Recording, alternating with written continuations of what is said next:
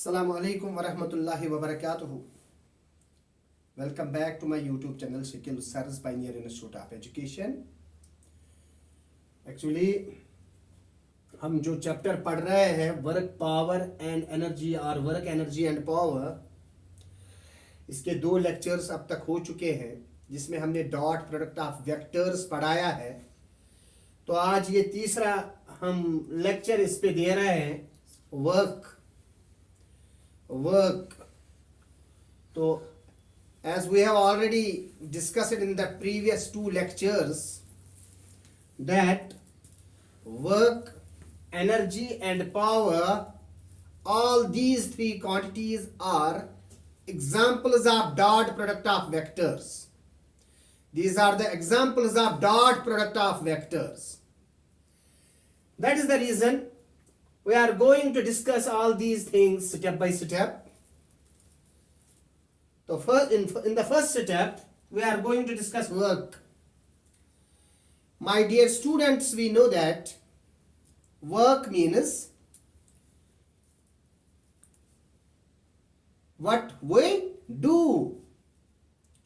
When we do something, we can say we have done a work, or work is done by us. But scientifically,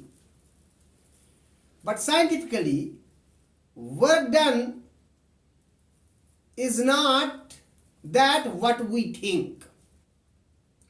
For example, हम किसी बंद कमरे में बैठे हैं या किसी अपने कमरे में बैठे हैं तो अपनी पढ़ाई कर रहे हैं। तो पढ़ाई करते करते अगर हमसे कोई ये कहेगा कि क्या करते हो, तो हम कहेंगे हम काम कर रहे हैं, we are doing work. But scientifically this is not work. Scientific work means when force is applied on a body, and when the body gets displaced after the application of force. हमने body पे force लगाया और body displace हो रहा है। Force लगने से body displace हो रहा है। किसी भी डायरेक्शन में बॉडी डिस्प्लेस हो, लेकिन फोर्स लगने से सिवाय एक डायरेक्शन ना हो, यानी फोर्स और डिस्प्लेसमेंट के दरमियान एंगल 90 डिग्री का ना हो, तब हम कह सकते हैं कि वर्क हुआ है। तो जब हम वर्ड्स में यही लेते हैं तो क्या कहते हैं? Work is said to be done when force is applied on a body and the body gets displaced along any direction except in a direction perpendicular to the direction of force applied. My dear students, let us learn this. This work done, मान लो ये एक surface है और इस surface पे एक object है, कोई एक ब्लॉक है, इस पे वुडन ब्लॉक से something like this, a wooden block. अब इस वुडन ब्लॉक का मास जो है, let us assume that the mass of the block is m.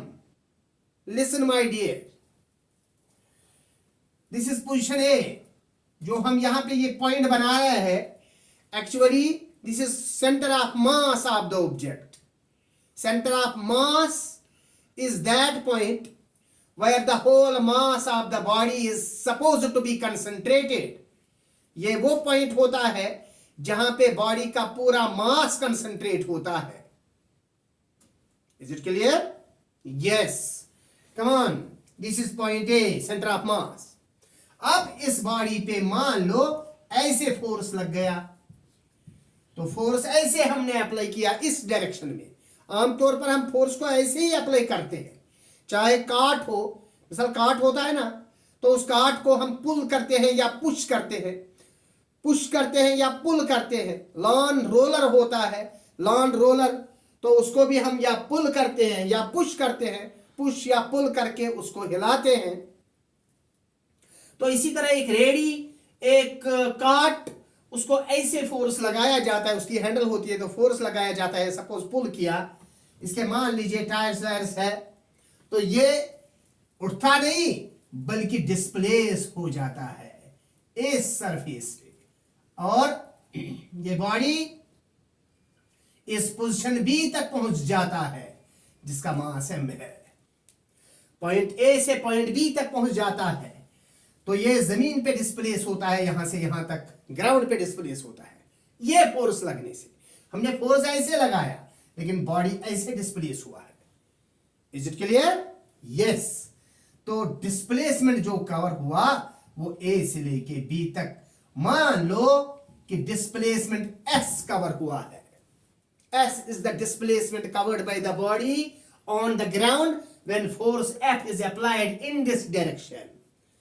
My dear students, we know that there is an angle between force and displacement, and let the angle between them is theta. Theta is the angle. Theta is the angle.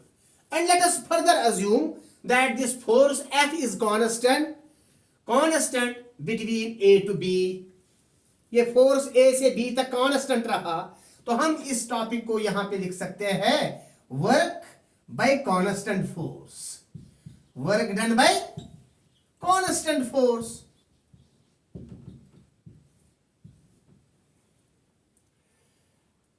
अब यहां पे देखिए, ये work done जो यहां से यहां तक हुआ, हम जानते हैं this work done is actually the dot product of two vectors. Because we have read in the previous chapter, in the previous previous two lectures, work done is the dot product of two vectors. This is force vector and displacement vector. Is it clear? Yes. Now this is equal Fs cos of theta. इन्हें F vector का magnitude, S vector का magnitude और angle theta between F and S. Between F and S. So product of the magnitudes of two vectors and cos of the angle between them. Cos of the angle between them. This is work done. तो असल में ये work done की formula है। अब अगर हम यहां देखेंगे, थीटा, एस और एफ, तीन चीजों पे ये वर्क डिपेंड करता है, फोर्स, डिस्प्लेसमेंट और एंगल बिटवीन देम। अगर मिसाले ये फोर्स 0 होगा, बॉडी खुद ब खुद डिस्प्लेस होगी without the application of force, no work is done, no work is done. अगर बॉडी पे फोर्स लगेगा लेकिन डिस्प्लेस नहीं होगा, मिसाल के तौर पर मैं इस बोर्ड पे फोर्स लगा रहा हूं लेकिन ये डिस्प्लेस नहीं हो रहा है, मैं किसी कार्ट पे लोडेड कार्ट को पुल कर रहा हूं या पुश कर रहा हूं, वो डिस्प्लेस ही नहीं हो रहा है। Got it? मैं किसी बड़े चट्टान को, पत्थर को हिलाने की कोशिश कर रहा हूं लेकिन वो डिस्प्लेस नहीं हो रहा है। मैं वॉल पर एक्सर्ट कर रहा हूं लेकिन वॉल अपनी जगह से हिल नहीं पाता है। तो हमने फोर्स अप्लाई किया लेकिन बॉडी को डिस्प्लेस ना कर सके, सिटिल हम ये कह सकते हैं no work is done, no work is done. Similarly, तो डिस्प्लेसमेंट का होना भी जरूरी, फोर्स का होना भी जरूरी, और angle between them, this thing is also necessary for work done, क्योंकि एंगल पे अब डिपेंड करता है। अगर मिसाल के तौर पर एंगल क्या होगा, 0 होगा, मिसाले हमने फोर्स इसी डायरेक्शन में अप्लाई किया जिस डायरेक्शन में बॉडी डिस्प्लेस हुई, तो इसका मतलब फोर्स पीछे से ऐसे आया और बॉडी उसी डायरेक्शन में डिस्प्लेस होगी, तो उस वक्त हम कह सकते हैं एफ और एस के दरमियान एंगल 0 है तो cos 0 आएगा। अगर इस वक्त 45 डिग्री का मान लो ये एंगल है, हम कहेंगे cos 45। अगर ये 60 डिग्री का एंगल है तो हम कहेंगे cos 60, है ना। और उनके अलग अलग वैल्यूज, जब उनके वैल्यूज चेंज हो जाएगी तो वर्क डन का वैल्यू भी चेंज होगा, तो वर्क डन चेंज होगा इस एंगल से भी। बात समझ आ रही? वर्क डन चेंज होगा इस एंगल से भी। और अगर कभी ये फोर्स तो लगाया हमने, ऐसे लगाया, और बॉडी मान लो ऐसे डिस्प्लेस हो गई, ऐसे भी बहुत सारी एग्जांपल्स हैं। अभी मैं एक एग्जांपल आपके सामने कोट करूंगा। फोर्स लगा है ऐसे ऊपर परपेंडिकुलर डायरेक्शन में और बॉडी डिस्प्लेस हुआ है हॉरिजॉन्टल डायरेक्शन में, और एंगल क्या बन गया? 90 डिग्री का एंगल बन गया। तो फोर्स और डिस्प्लेसमेंट के दरमियान एंगल 90, तो हम लिखेंगे cos 90। And we all know cos 90 is 0, and cos 90 is 0, it will make the whole thing 0, so work done is 0, no work is done। Force भी लगा, डिस्प्लेस भी हो गया, लेकिन still we can say that no work is done। Why? Because cos 90 is 0। This is scientific work done। This is a scientific work done। तो physics में यही work done कहलाई जाती है। मिसाल के तौर पर डियर स्टूडेंट्स, ये देखिए एक बॉडी, जरा बोर्ड की तरफ नजर रखिए, एक बॉडी एक सर्कुलर पाथ में मूव कर रही है, एक बॉडी एक सर्कुलर पाथ में मूव कर रही है। अब चूंकि बॉडी सर्कुलर मोशन में है तो उस पर कोई एक फोर्स है, जिस फोर्स को हम कहते हैं सेंट्रीपिटल फोर्स। इस फोर्स को हम क्या कहते हैं? Centripetal force. तो सेंट्रीपिटल फोर्स की डायरेक्शन जो है that is always along the radius towards the center, along the radius towards the center of the circle। और डिस्प्लेसमेंट की डायरेक्शन जो है that is tangent to the circle. अगर यहां पे मैं डिस्प्लेसमेंट की डायरेक्शन तो वो यहां पे टेंजेंट, अगर यहां पे डिस्प्लेसमेंट की डायरेक्शन तो यहां पे हम टेंजेंट। वो तब जब हम कह सकते हैं कि बॉडी एंटी क्लॉकवाइज में मूव हो रही है। अगर यहां पे डिस्प्लेसमेंट की डायरेक्शन तो टेंजेंट, अगर यहां पे डिस्प्लेसमेंट की डायरेक्शन हो इस पे टेंजेंट। लेकिन यहां भी जो डायरेक्शन ऑफ फोर्स है that is along the radius towards the centre. You go force और ये डिस्प्लेसमेंट। अब फोर्स और डिस्प्लेसमेंट के दरमियान यहां भी 90, यहां भी 90, यहां भी 90, यहां भी 90। तो हम कह सकते हैं no work is done by the body, by a particle, by an object which is moving along a circular path, which is moving along a circular path with centripetal force। तो इस सेंट्रीपिटल फोर्स से कोई work नहीं हो रहा है। या इसी तरह एक और एग्जांपल, कोई एक कुल्ली है या हमारी कोई मां बहन अपने सर पे एक क्या ले रही है, कोई एक बक्सा सर पे रखी हुई है, कोई एक बक्सा सर पे रखी हुई है, या कोई भी चीज सर पे उठा रही है, बकेट फुल ऑफ वाटर उसने सर पे उठाया है और चल रही है, ऐसे ऐसे चल रही है हॉरिजॉन्टल ट्रैक पे, हॉरिजॉन्टल ट्रैक पे चल रही है। अब मान लो उसके दोनों हाथ जो है एंगेज है और उसके सर पे क्या है, एक बकेट फुल ऑफ वाटर। तो क्या कर सकती है वो, क्या सर को ऐसे ऊपर नीचे कर, नो, क्योंकि वो तो उसे वो इरेक्ट रह के इस तरह आगे बढ़ रही है, अब सीधे आगे बढ़ेगी। तो हम कह सकते हैं कि वो उस लोड को डिस्प्लेस कर रही है हॉरिजॉन्टल डायरेक्शन में, जबकि वो लोड जो है वो वर्टिकल डायरेक्शन में है, क्योंकि फोर्स जो है उस बकेट का वो वर्टिकली डाउनवर्ड्स है। That is the gravitational force, weight that is vertically downwards, लेकिन लोड डिस्प्लेस हो रहा है हॉरिजॉन्टल डायरेक्शन में। तो अब हम कहेंगे डिस्प्लेसमेंट की डायरेक्शन और लोड की डायरेक्शन ये आपस में एक दूसरे के साथ 90 डिग्री का एंगल बना रहे हैं। तो हम उस मां बहन को यही कहेंगे, अरे हमारी बहन, हमारी मां, हमारे भाई, एक कुल्ली साहब आपने कोई काम किया नहीं, क्योंकि साइंटिफिकली हम उसको कहेंगे ये कोई काम नहीं है, क्योंकि यहां पे cos 90 जीरो है और cos 90 जब जीरो होगा तो वर्क डन जीरो होगा। This is scientific work done. Okay, तो इस तरह हम यहां पे स्पेशल केसेस बयान करेंगे। शाबाश। When theta is equal to 0, शाबाश, cos 0 is equal to 1, work done is equal to F into S, जिसे हम कहेंगे मैक्सिमम वर्क डन। क्यों कहेंगे इसको मैक्सिमम वर्क डन? क्योंकि cos 0 इज इक्वल टू 1 और 1 मैक्सिमम वैल्यू होता है कॉस ऑफ एंगल का।